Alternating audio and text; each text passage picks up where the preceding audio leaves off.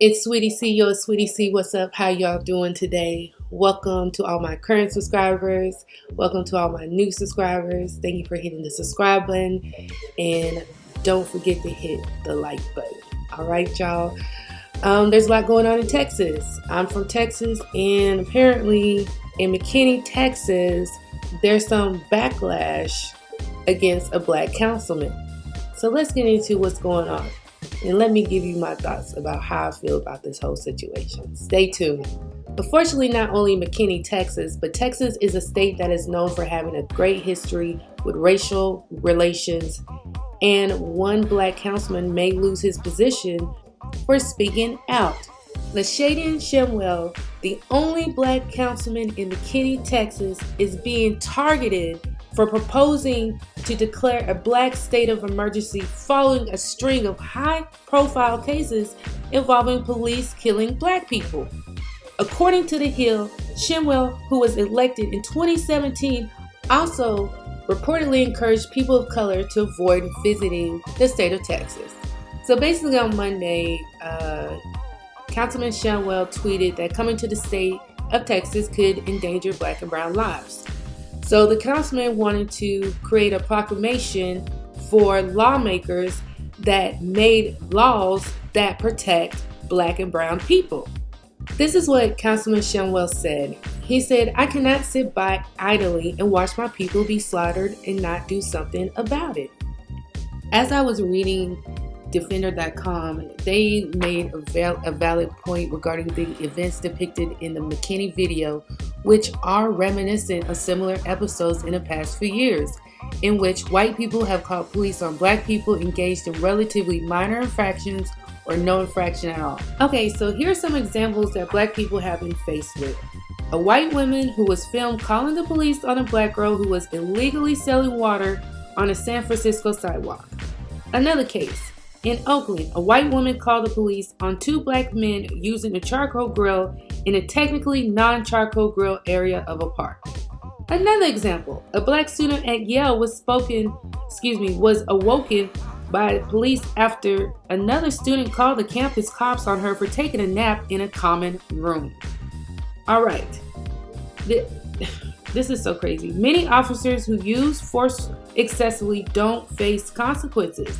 A former South Carolina sheriff's deputy faced no charges in 2016 for grabbing a black student and dragging her across the floor.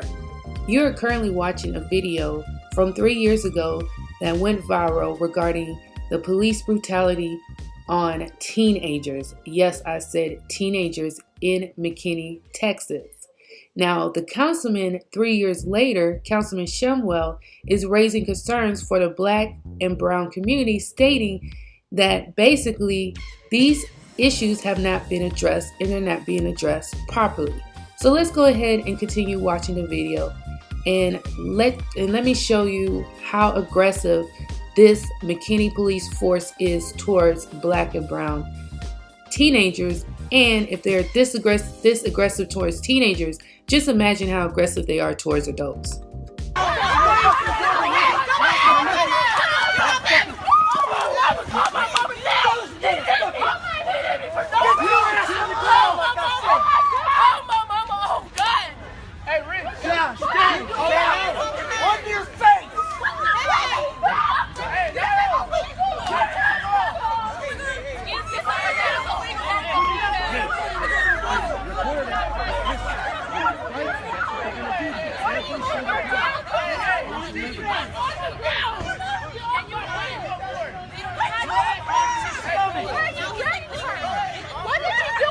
One thing I noticed in this video that is very disturbing to me is the amount of adults that are around these officers who are not standing up for these teenagers. This video, I remember when it went out and I was very saddened. Chris Hayes created a video in regards to the history of slavery in the United States. He also breaks down the history of slavery in the South.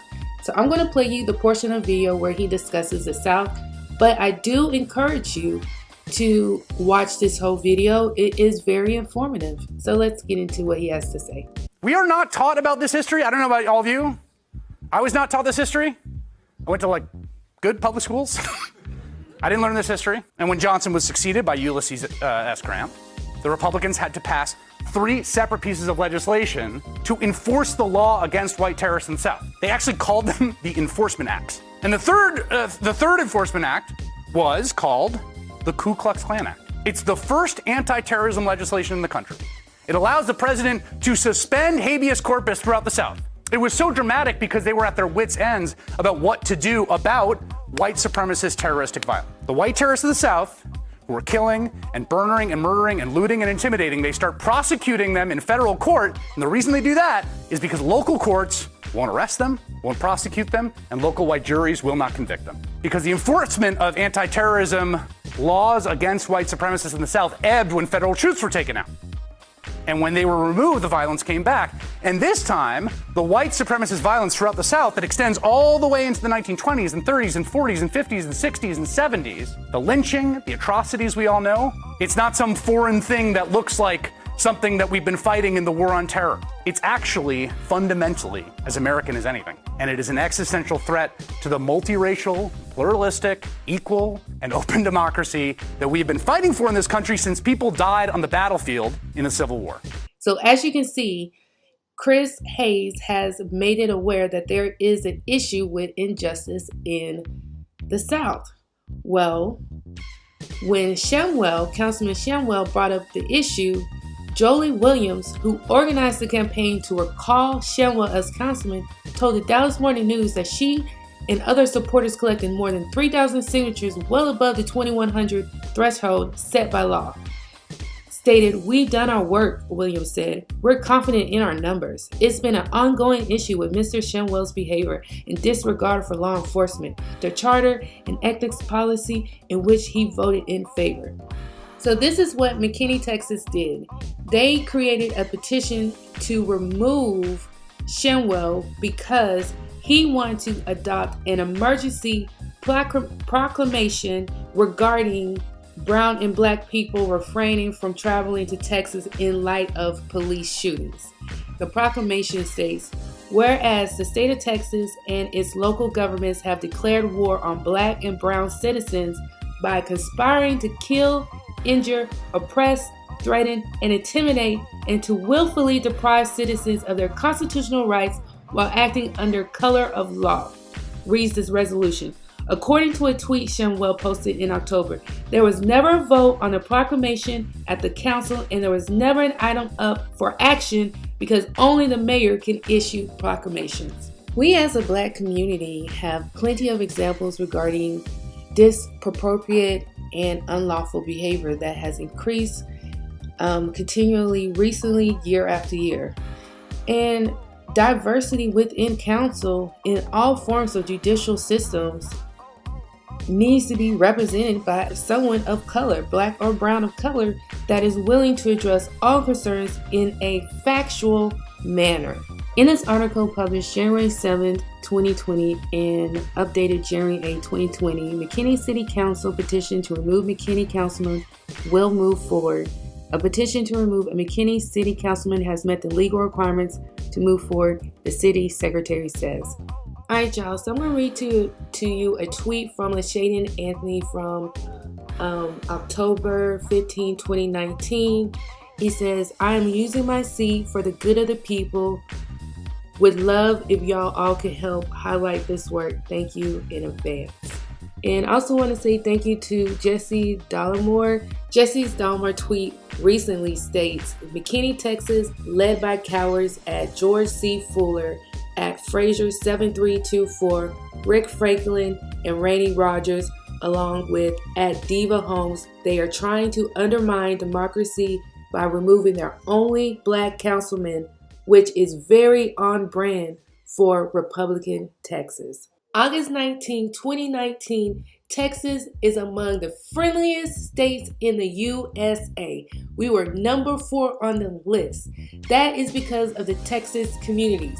Now, if our Texas judicial system can align themselves with the behavior of the communities, then they wouldn't always be in the news getting caught up in some type of scandal. So before I end this video, I want to make it very clear, because I know there's someone out there saying, oh, she's saying all Texas cops are bad. No, I am not saying all Texas cops are bad. The individuals who are behaving in a manner which is inappropriate are the ones I'm referring to, and those are the ones that are not being addressed. Instead, they're getting light sentences, slap on the wrist, and just getting an opportunity to continue to harass the Black and brown community.